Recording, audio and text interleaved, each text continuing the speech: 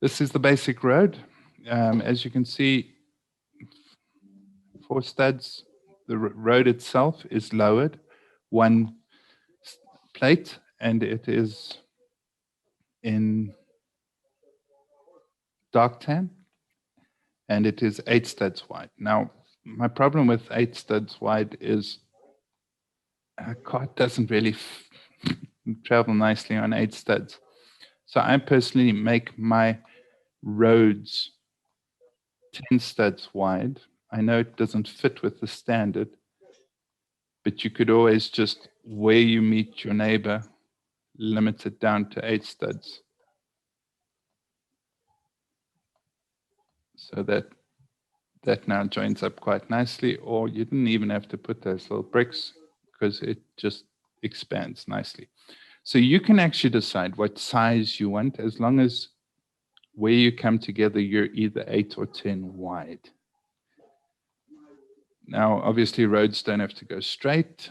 You can build your road any which way you like, as long as, once again, on your edges, you come back to the standard. Now, that's a very boring road. Let's just look at the side. You don't have to just do straight lines. Here's a T-junction and a slight expansion in the road, but that can also double as a T-junction. So you can see also, once again, with a few bricks, you can build in a lot of versatility. A corner. So you can see if you just throw a couple of these together, you can actually quickly, what is that?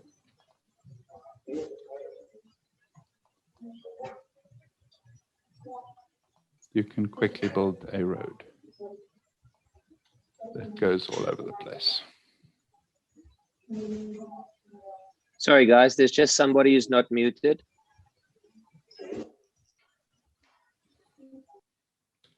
Okay, so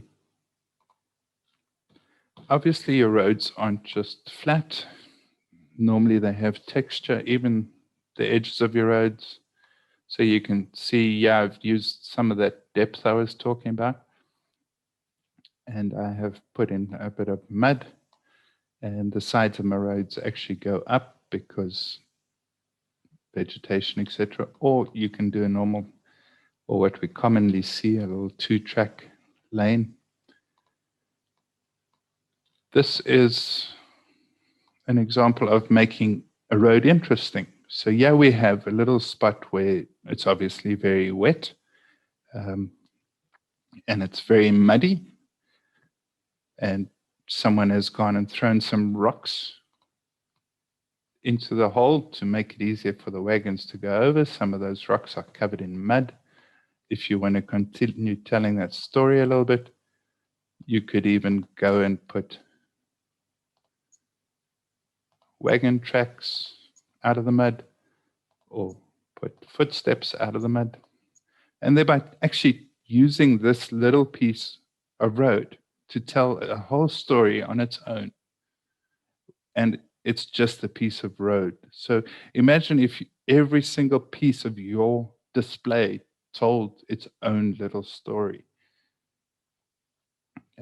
Obviously, roads can be cobbled. Here's just a basic idea of cobbling.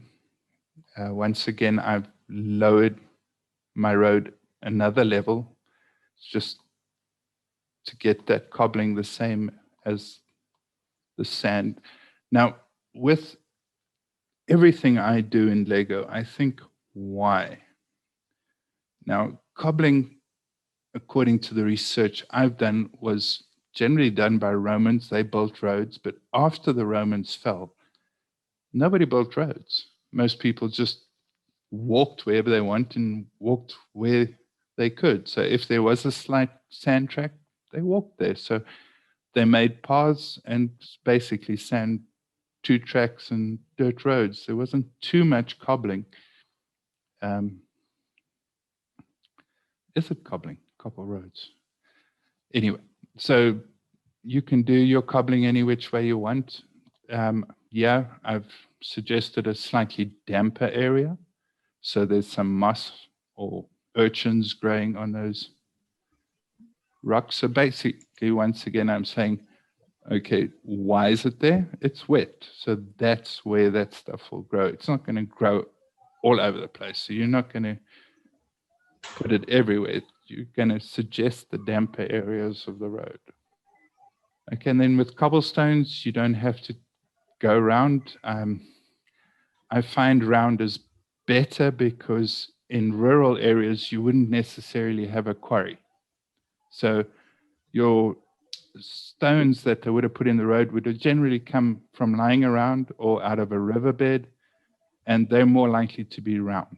They're not going to be square stones in the middle of nowhere. In cities, there's would have been a quarry, stone would have been brought in, and you can do square cobbling or cobblestone roads.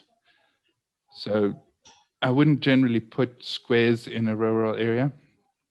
And also, you wouldn't really make it so flat. It's very dull.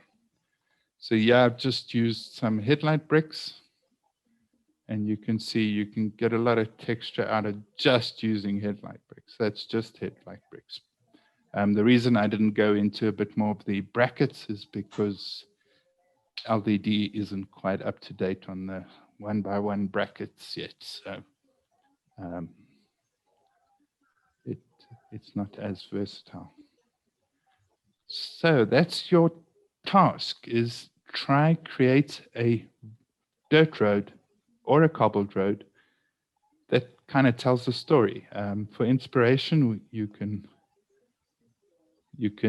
Google. So yeah, we have some of my research on roads is you can Google the roads, or you can just Google pictures. So lots of interesting ideas on dirt roads and what surrounds them and what affects them. So you can get a lot of ideas of adding stuff in to your dirt roads. Another nice idea when Googling the information is just adding concept art. And then you can end up with little interesting pictures that could give you more ideas. And that, I would say, is about it. I don't know if you guys know of the Classic Castle group on Flickr, but I generally don't. I try not to look at other people's Lego ideas. The nice thing about looking at real pictures is that you can try and achieve that effect your way. So you could potentially come up with a technique that nobody else does. You can make it interesting in that way. Someone will come up and say, wow, nice pass usage. I never thought of doing it that way. So for our next meeting, your objective is a 16 by 16 piece of road or bigger, up to you.